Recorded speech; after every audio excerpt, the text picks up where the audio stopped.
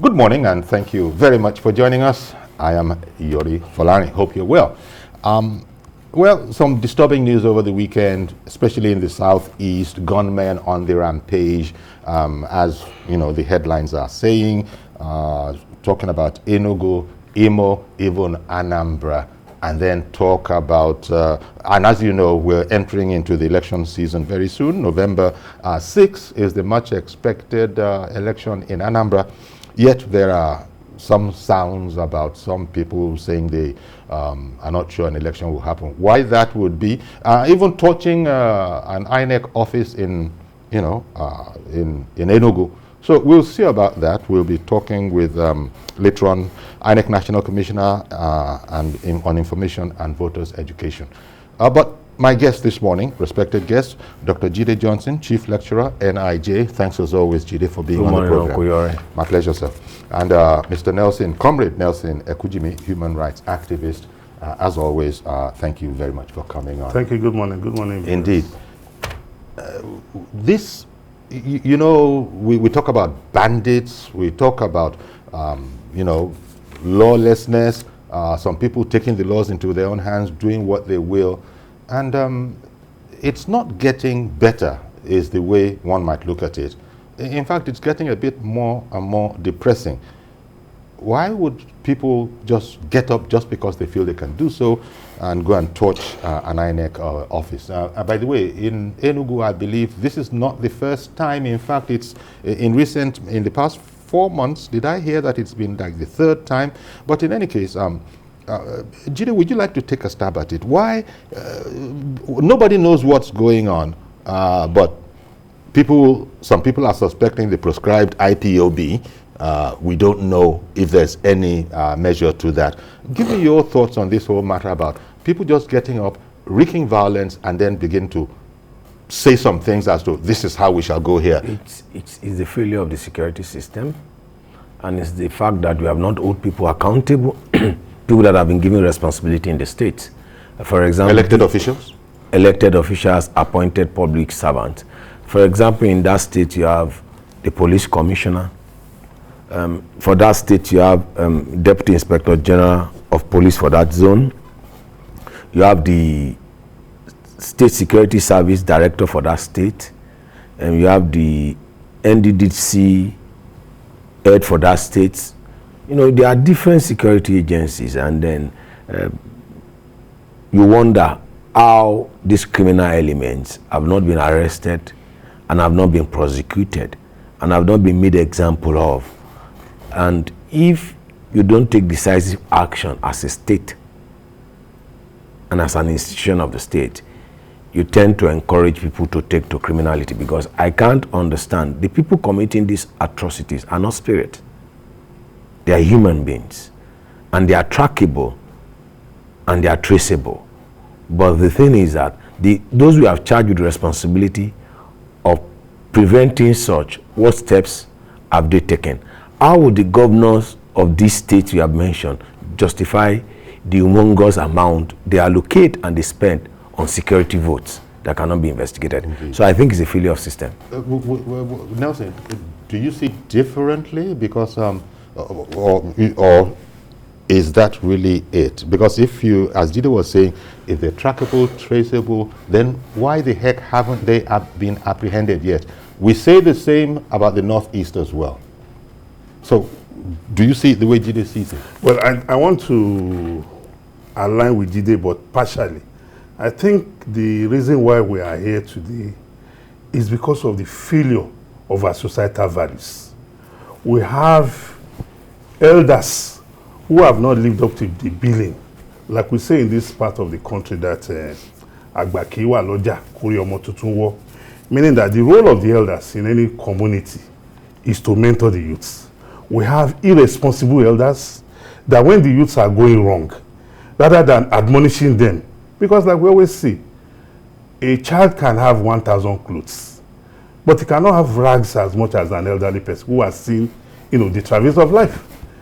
You look at it from the unelected community leaders, religious leaders, social leaders in a community, and you ask yourself, these persons who have taken to crime How in any way has the elders in that various communities helped, in checkmating them? Because every time we call on security agencies, and I ask myself, those Nigerians who have enlisted into the Nigerian police force or the Nigerian, have they enlisted into the security agencies to go and die? Is it not they have enlisted to serve their fatherland? And at the end of the day, they should go home and rest and continue to offer their services to the country. But every time when I misbehave in my house, when I do the wrong thing, nobody is checking me, I'm not checking myself. All we do is, police.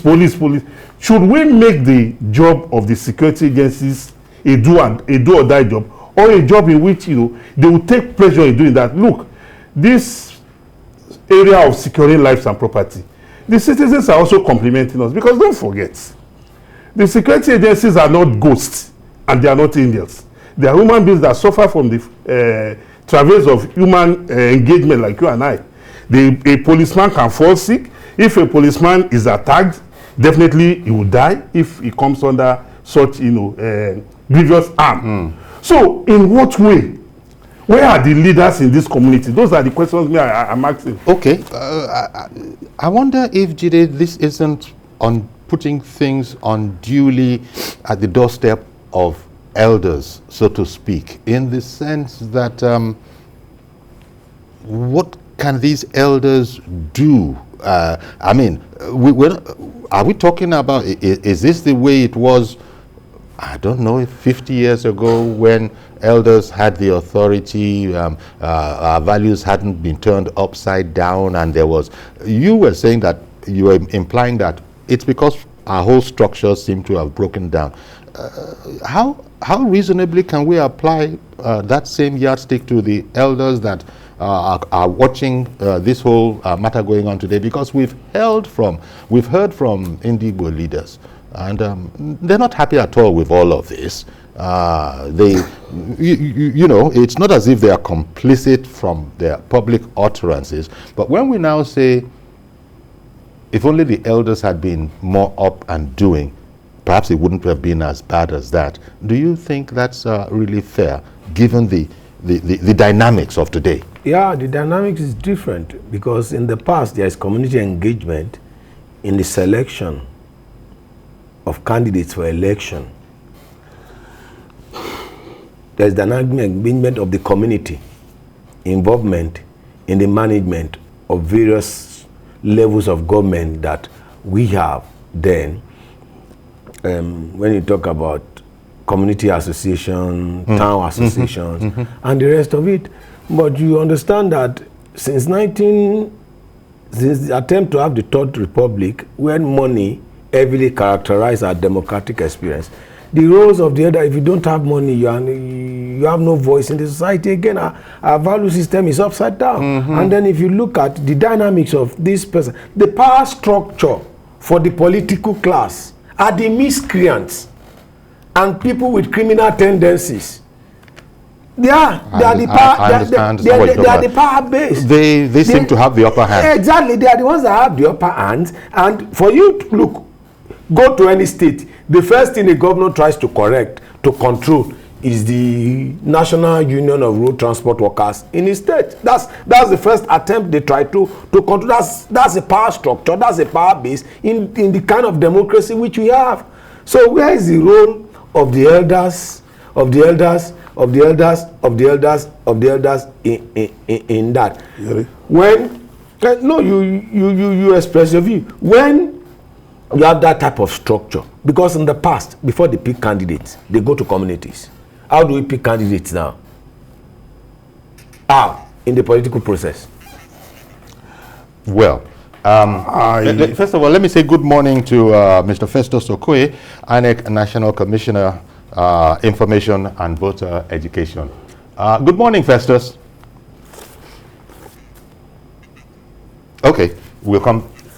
Okay, we will come back to him. I beg to disagree vehemently with the assertion by my friend that the first structure a governor tries to control in a state is the NURTW. I hope it's not alluding to the facts that those are the outlaws of the society, because that is a registered trade association under the laws of the Federal Republic of Nigeria. And I don't think it is complimentary for him to tar them with that brush. What I'm seeing clearly here is that the mess we have found ourselves today is as a result of the failure of family values. I recollect as a young boy when I was growing up, I was born in this same environment. In my street, when a boy misbehaves, because these people who are perpetrating this mayhem are young elements, elderly people will ask you that Tani Babe. That's why we started when we said you're going back 50 years. It's not even 50 years. Well, I'm going back 25 years ago. Well, even that is beginning to be dicey. Definitely the others have dictated their responsibilities. But in terms of, the NURTW, I didn't know you were part of the NURTW. No, you're not a PR. Yes, I'm not a PR, but nevertheless, I understand what you're saying, but you know how it seems like an alternative source of power. In what way? In what way? Yeah. Are we not just, are both of us not just here? Yes, in what way? Okay, he has talked about power structure. In what way has the NURTW or any other trade association in Nigeria influenced the elections? What is their membership strength that they can? I don't want us to go back there, but it's as if we don't remember Babade Dubu. Was he an NURT member? It was a politician. Okay. I can just give him a clue. You asked in what way are they involved in the election? Are they what way? In the logistics of the election, who are those that you hire to move? Listen, who are those that are hired to move the ballot boxes? To move, they are heavily involved, but we don't need to go into the details of that. I think enough has been said on that matter. I didn't refer to them as criminals. What I just said, that the power structure, the power base, that's the first attempt. And whether you like it or not, whether they are structure or no structure, the government want to get them on site. Send your camera when the electoral process starts. Just send your cameramen to go out to the street or to go into the community, and then you see what really happens. Who are those that are mobilized? Who are those that are part and parcel of the electionary campaign process, and who are those that are involved when they are primaries? Okay. So all you need to do is just to go.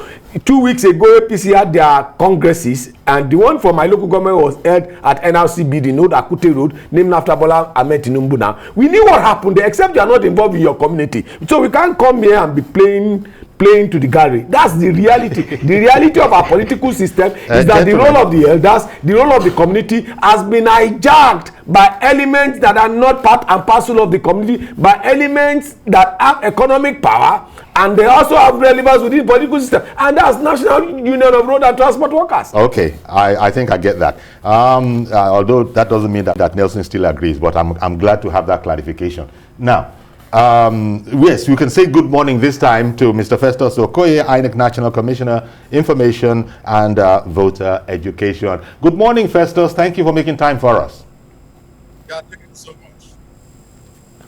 Okay, it's going to be like that again. I saw your mouth move, which means that you did respond to the greeting, but we still have a challenge hearing it in studio here.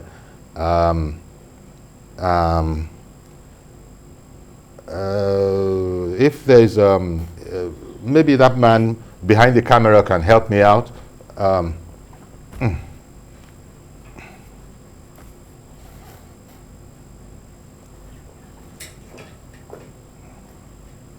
Okay, one second. We'll be right with you.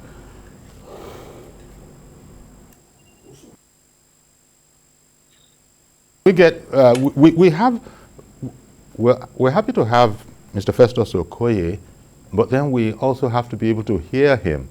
He can hear us, but for the time being, we can't hear him. Okay, you know what I'm going to do? Festus, I'm just going to speak to you, but know that we can't hear you in studio, but we understand that people can hear you at home. It's one of those kind of a thing. So I just wanted to thank you that I can hear you. For coming on and ask you about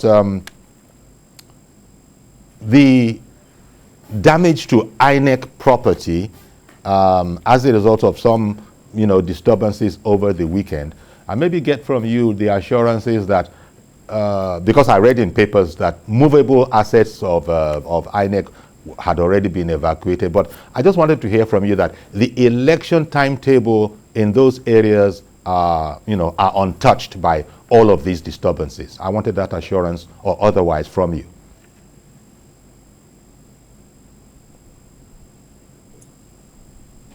Well, you know that in relation I can hear you now. The attacks yesterday. Yes. Yes, in relation to the attacks yesterday, the attack took place in one of our local government offices in Ogu, in Enugu State.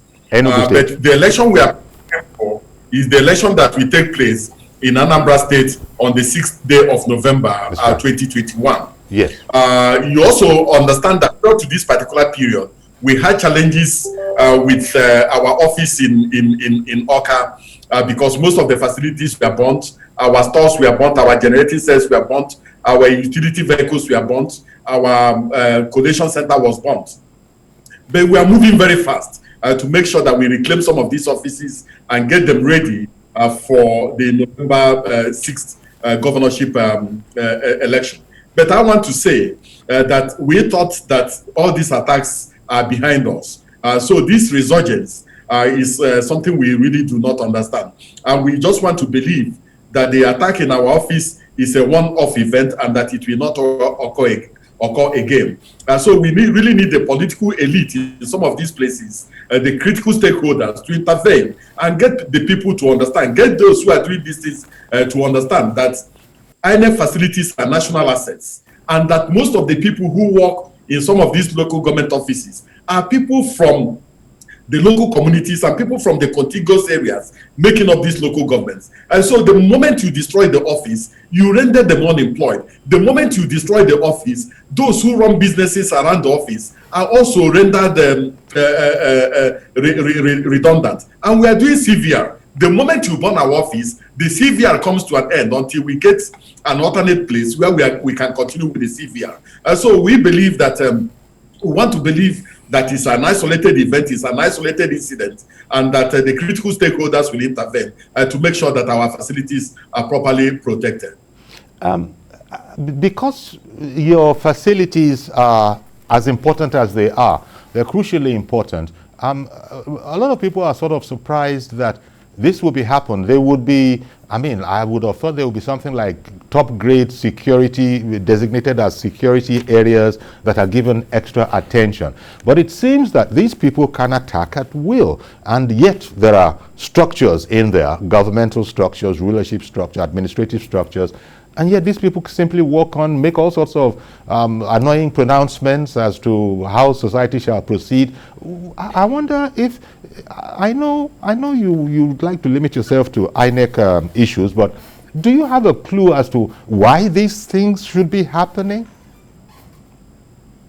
Well, this commission has offices in the 774 local government areas of Nigeria. And we also have offices in all the states of the Federation, including the Federal Capital Territory, Abuja. And if you look at the configuration, the geography of some of our offices, some of them are sited in isolated places where we got land to build our permanent structure. You will also agree that the security agencies in some of these places are also under attack. But what has happened is that we are working very closely with the security agencies in order to protect our facilities. We're also sharing information in relation to how to protect our facilities, and some of our staff have also gotten some security tips on what to do in case we encounter this type of challenge. But the truth of the matter is that because of the frequency of the attacks and because of the vulnerable nature of some of our offices, we moved out most of the sensitive electoral materials to safe places.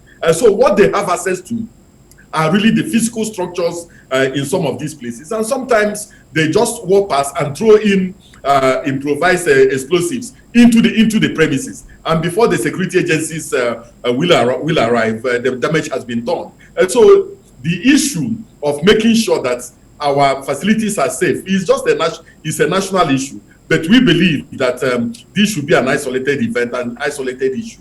and that it will not occur again. Okay, because as I recall, when you spoke with us earlier, not today, I think it was when you were in studio, you were assuring us and all our viewers that the Anambra election preparations are, entirely in hand, and that all other things being equal, you see no reason whatsoever why it won't go ahead as scheduled. Talking about Anambra now in particular on the 6th.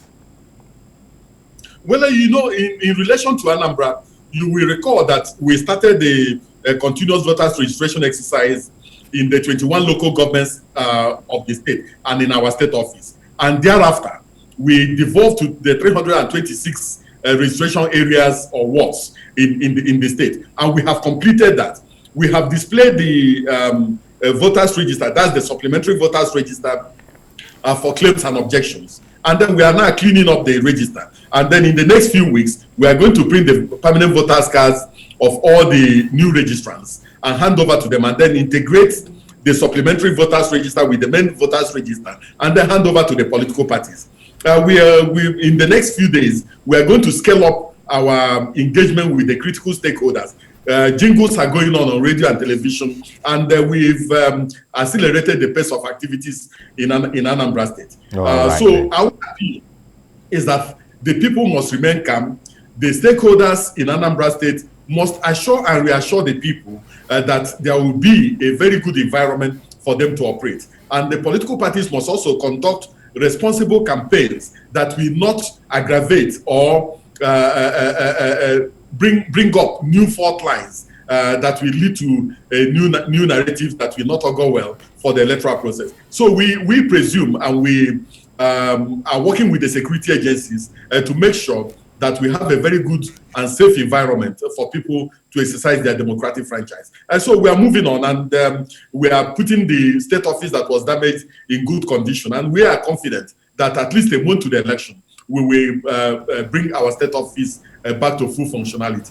Oh, okay then. Now, Festus, if you kindly stay with us, because when we open the phones, there might be one or two questions that might come about that you will be able to come into. But in the meantime, I'm sorry if I didn't introduce to you, we also have in set here, as you can probably see, Dr. Jide Johnson, Chief Lecturer at NIJ, and Comrade Nelson Ekunjimi, a human rights activist. And we all were concerned about this, so at least we've got it from INEC, that they are proceeding at pace, and that all other things being equal, the election will happen. But he also came to areas that we have spoken about, the responsibility of the communities themselves in all these areas where we're getting these incidents.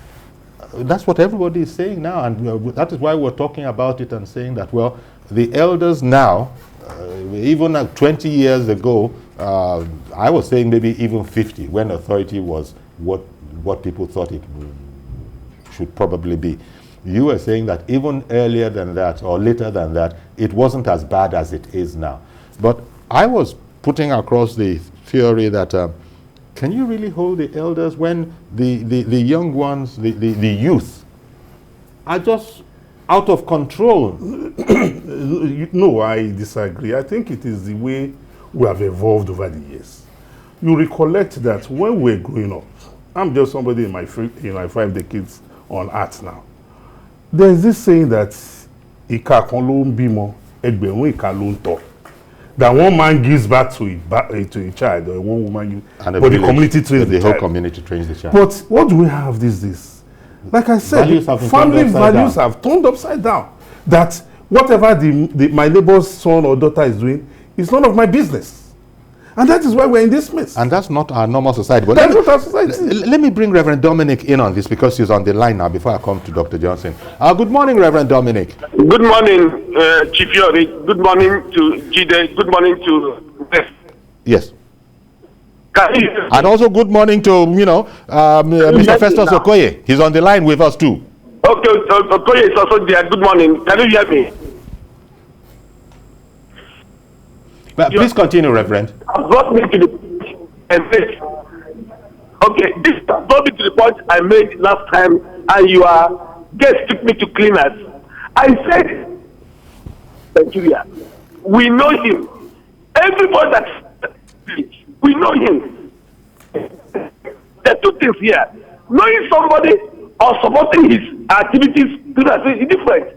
Let me give myself as an example. If I, Reverend Dominic, took offense in Nigeria and picked him against my nation and went into hiding, does it mean do you know who is Reverend Dominic? He said no, because I become a criminal.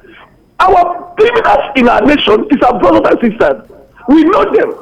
In fact, in the Northeast, as Senator Shehu Musa, 5 people that terrorize Kaduna, they have their names.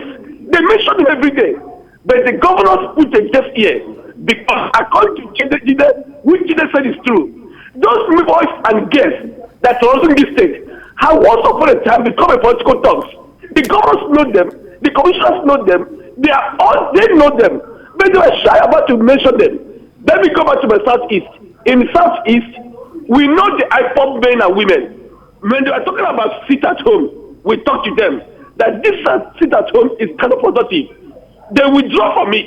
There are no more sit at home. But criminal elements took over it and terrorize the Southeast today. Go ask them, the IPOP is no more enforcing sit at home. But you understand what happened in society. They have given the criminal elements power. So whatever criminal does now becomes IPOP. We know our brothers. We know our sisters. If we are wise enough, if we are strong enough, if we are bold enough, we can call them to order. We know everybody that travels in Nigeria. We know them. They're not strangers. Police say, Anambra is not a spirit. How come the bandits and armed become a spirit? While armed robbers are not spirit. The bandits are not spirit. Thugs are not spirit. Those men and women are not spirit. They are brothers and sisters. If they are bold enough, we can bring them and call them to order. And not to punish them or to give them clothes and garri and rice as they do in Northeast and commend them. We know them. Please, we know everybody. All right. Okay, Reverend. Thank you very much for calling in. Jide, Reverend Dominic is relating to a comment he made on an earlier program where people had, taken exception to his saying that in a different area in the north that the authorities actually know who these bandits are, and that was what he was referring to. Movies are a reflection of reality. Watch American movies and see those that are involved in crime. There's no crime that happens in any society. That's why it's called organized crime. There is an organization behind the crime. These organizations are well-known elements within the society. But are the security agencies bold enough, strong enough? Do they have the political will to go after this organization? That's another topic for another day entirely. On the issue of the election. Let me quickly bring in Mazi Okorafo. Good morning, Mazi. Yeah. Good morning, Sayori. Good morning, Dr. Okoye, Dr. Nelson, and Professor Jide Johnson. Good morning. Unless you don't get doctor. All right then. Go ahead, Mazi. Professor Johnson, whether people like it or not, as far as I'm concerned, Professor Jide Johnson is what I know. But the thing is that it is the government attacking people at the meeting. What do we learn from them? These are young men and women within the environment. Does it mean that people organizing such meetings did not organize themselves for providing security for themselves before the meeting, knowing the latest development in Nigeria? That is question number one. Question number two, election is around the corner. We have heard from Dr. Okoye. The INEC should try as much as possible. People are rumoring that the INEC will be operating from Owerri to Anambra. I don't know whether it's true or just fallacy. I think that's a question by the side. But the thing is this: Delta State is close to Anambra State. Enugu State is close to Anambra State. Irrespective of whatever that is happening in Anambra, but the thing is that people in Anambra State must protect their state. The youths are the people responsible for the protection with the security agencies. The youths first. Now the elders in that place, what are they? You see, money has come to ravage everything. That everybody talk about money, chasing money. Nobody cares about the values and the norms in our society. The earlier the youth organize themselves and organize free and fair election, instead of allowing anybody to use them as a weapon of mass destruction, it's better for them. motion and confusion, it is very, very detrimental because the youth, how many years left for all those people, all these people contesting now? The youth, if you don't lay your foundation now, what are you going to do in future? You will just be jumping from one place. No matter whatever they give you today, it will not last. Look for your own to be independent. Thank you very much. We need free and fair. The youth, be caution, be caution, be caution. Thank you very much. Professor, I salute. Doctor, I salute. Thank you very much, Mazi. Professor, you can continue. My case is to INEC because the Anambra election is test case to preparing for 2023 election, and we'll be having one in Osun and then next year. For me, INEC has a mandate, and one of the mandates of the election is beyond conducting an election alone. One of the critical mandates of INEC is the monitoring of the political parties, the organization and the operation, and it takes us to how candidates are selected for election. You know, 2019 election, a lot of candidates won the election in the law court and not on the day of the election. Now, for Anambra case now, we have a situation whereby we don't know, depending on the outcome of the court, who is the APGA candidate, who is the PDP candidate for the election.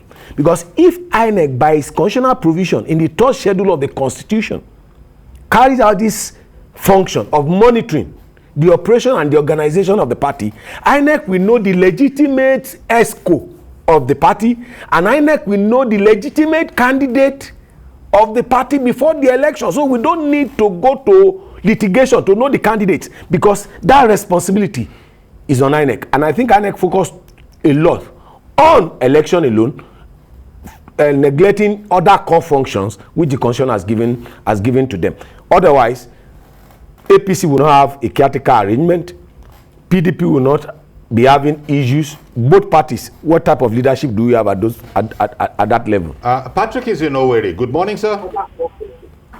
Good morning, Uncle Yeri, Dr. Okoye, and the rest of you in the studio. Sure. It's really sad and unfortunate that we have got to this level in this part of the world. I watched the video on Facebook. Young men that were asked to lie down, guns were pointed at their head.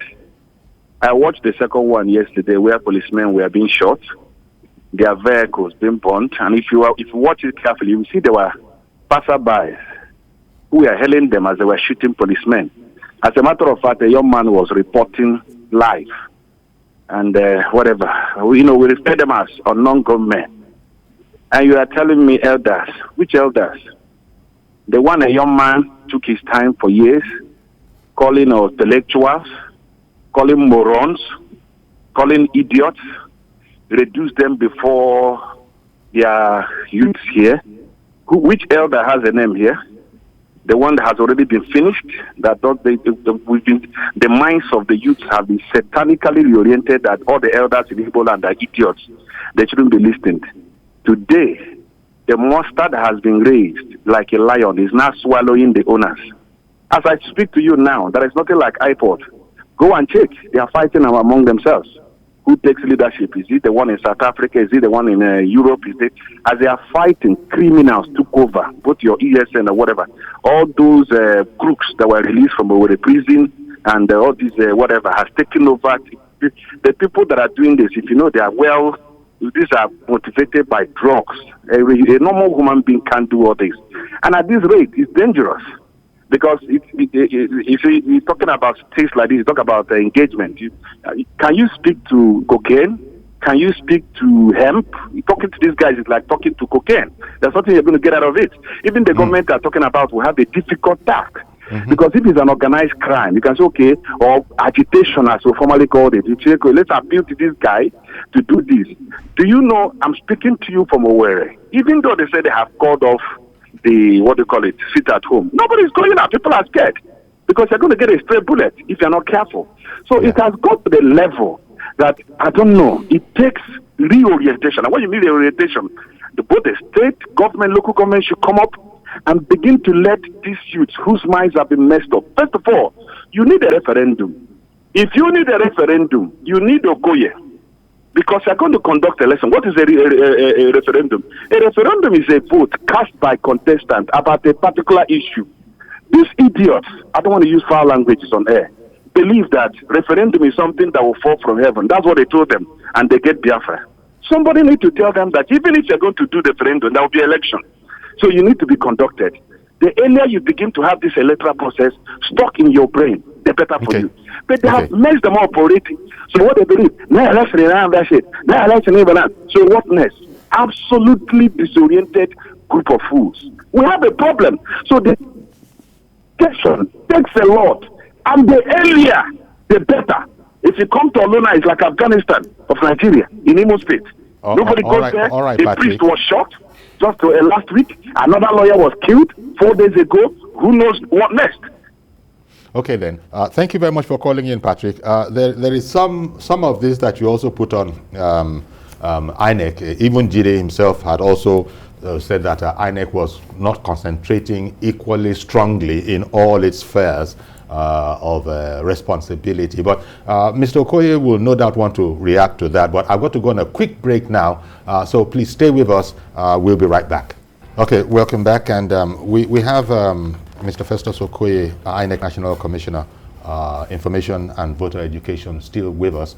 I don't know, would you like to react to what has been said by callers and indeed in studio here, Festus, before we go on? Hello?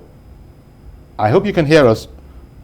Well, apparently, I could see that he's there, but he's not hearing us. Yes, so, it's back online. Okay, Festus, thank you for keeping with us.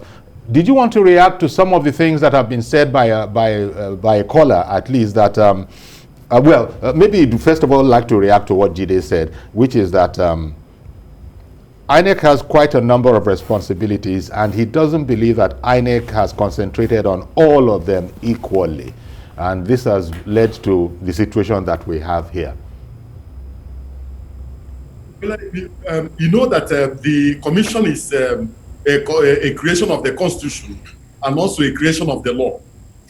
Whatever we do must be backed by the Constitution and must also be backed by the law. Let me just take the first issue that was raised by one of the callers relating to some of our materials that are supposedly in Imo State. Now, if you look at Section 160 of the Constitution of the Federal Republic of Nigeria, it gives the Commission the exclusive right and power and authority to regulate its own procedures and also to design a template for its operation, because we have been given the exclusive right to organize, undertake, and supervise the election. So based on that, since we do not have election all year round, we design what we call zonal stores, where we store some election materials, some non-sensitive election materials. So when we have an election, a by-election for instance, we go to our zonal store relating to a particular zone and then take non-sensitive materials and use in conducting elections. That is what people are talking about. And as you know, our office in Oka was burnt. So over 50% of the materials we already stored in our Oka office, we are also set ablaze. So what we are trying to do is to really re-engineer our processes and move some of these non-sensitive materials to our office in Oka the moment it's completed. And from there we deploy. So we really do not understand the hula baloo relating to whether we are going to deploy from Imo, or whether we are going to deploy from Enugu, or whether we are going to deploy from Delta. We are deploying from our office in Oka because the office is now under reconstruction. The moment we finish the reconstruction, we move the non-sensitive materials to the place, and from there we deploy to the 21 local government areas of the state.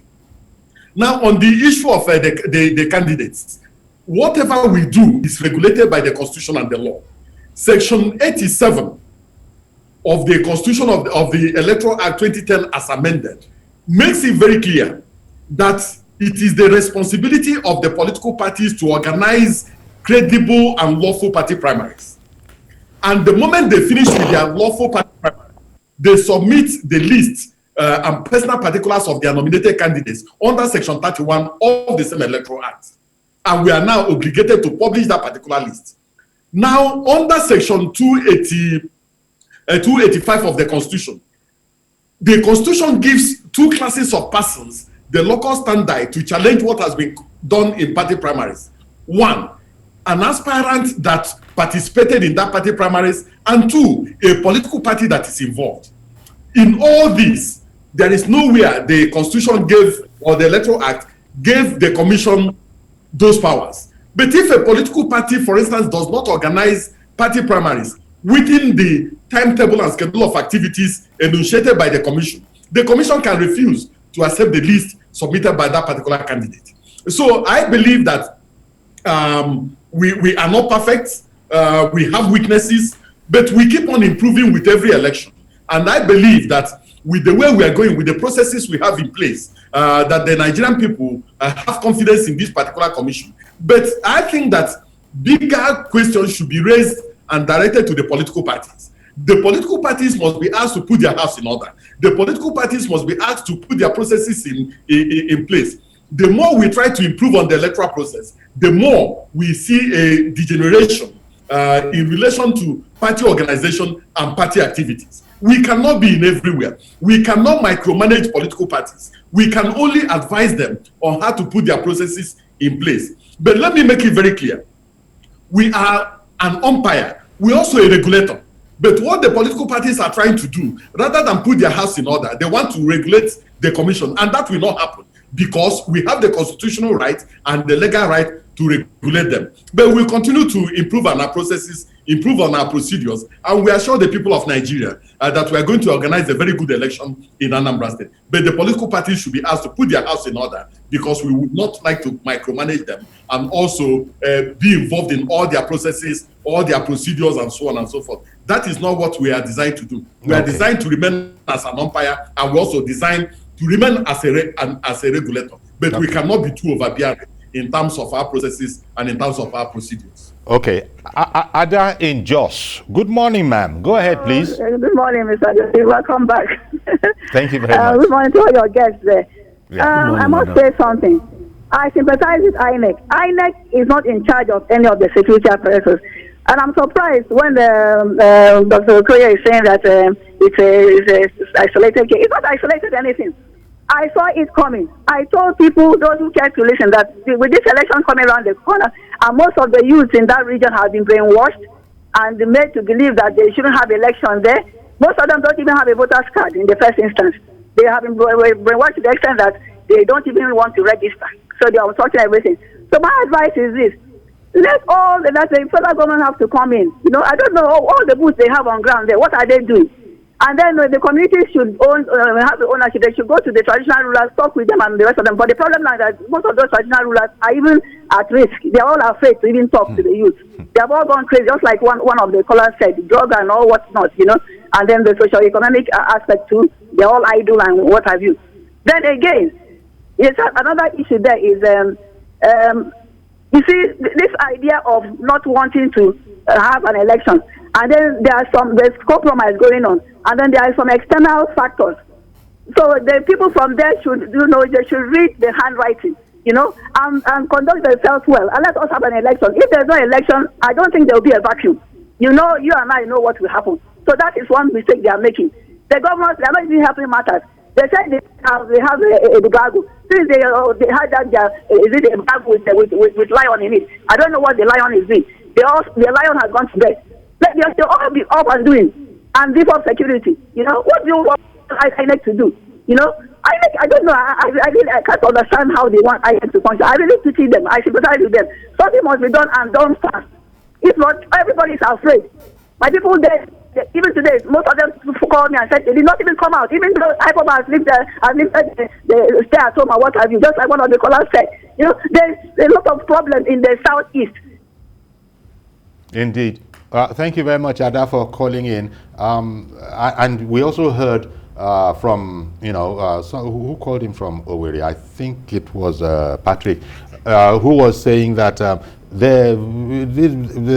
INEC, the prescribed INOC, the prescribed IPOB is not even in evidence anymore. But it's the space has been taken over by those that are referred to as criminal elements.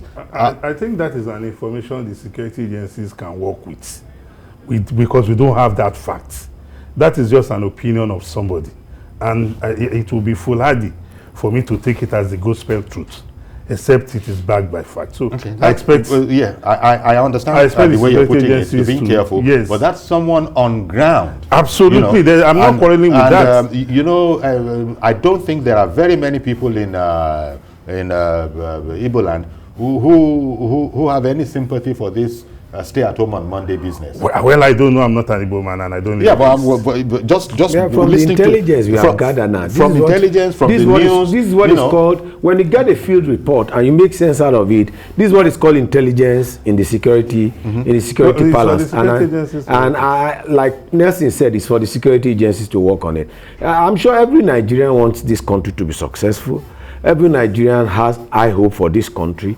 Every Nigerian believed in the sanctity of this nation, and I'm not sure anyone in the southeast or in the south-south or in the southwest or in the northeast or northwest or north central is really happening with the security situation in Nigeria. We want peace to be in Nigeria, because when there is peace, that's when we have prosperity. So when this information is coming from people on ground, it's for the security agencies to work on this particular issue. And my advice to the youth in Anambra State, like Ada said from Jos, Ada called in from Jos, whether you like it or not, nature abhors vacuum. If they don't do election, the president will appoint a sole administrator for Anambra State, because once the tenure of the sitting governor expires, what happened, or the state house of assembly, the speaker of the state house of assembly automatically becomes the governor of that state, pending the time they will do the election. So they should put in every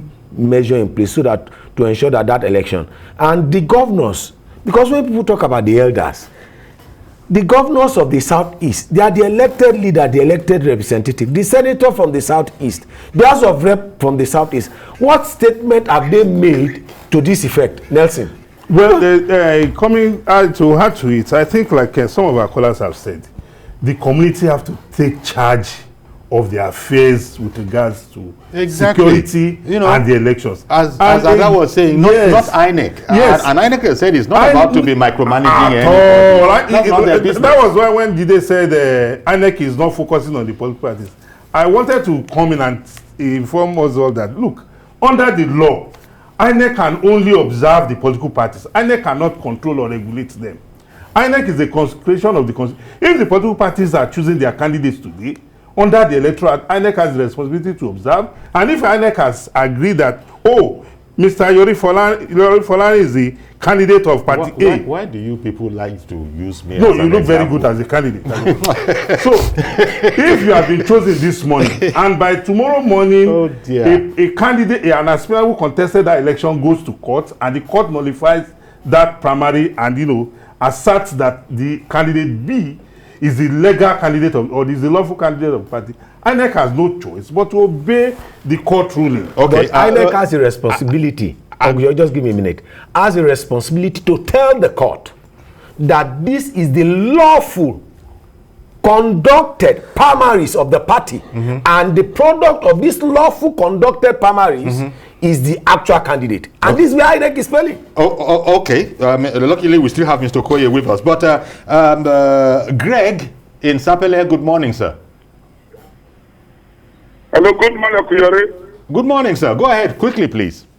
Okuyore, why that my brother put a bias Yoruba cap is true.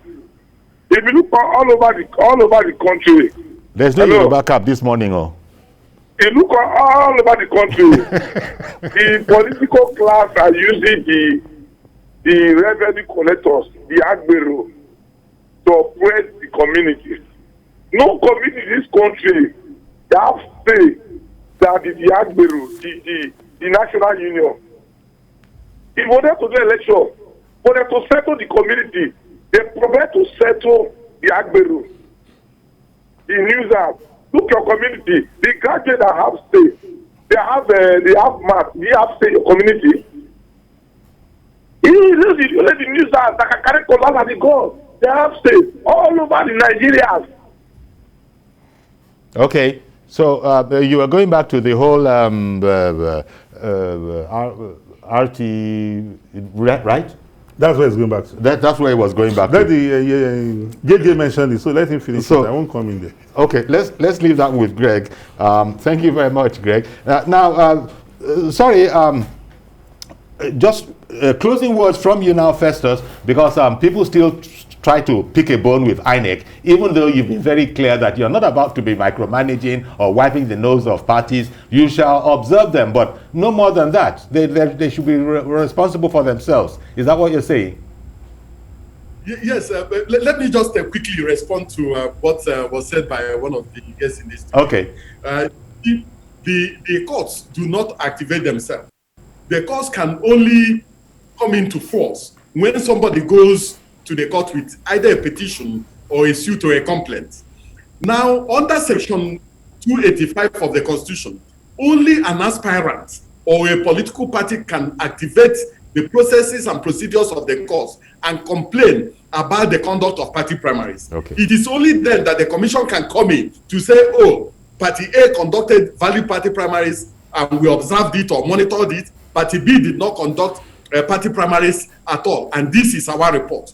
But if nobody goes to court, the commission cannot on its own go to court to go and tell the court, oh, Party A did not conduct party primaries, Party B conducted party primaries, because that particular power is not given to us under Section 285 of the Constitution of the Federal Republic of Nigeria. And as you know, the Constitution is the fundamental law of the land, and every other law derives its power and its potency from the provisions of the Constitution. But we will continue to do our best in terms of making sure that we sanitize the electoral process and making sure that our people and know the candidates that are supposed to be on the ballot, because it is fundamental for free choice, and also it's fundamental to the people exercising their democratic franchise during elections.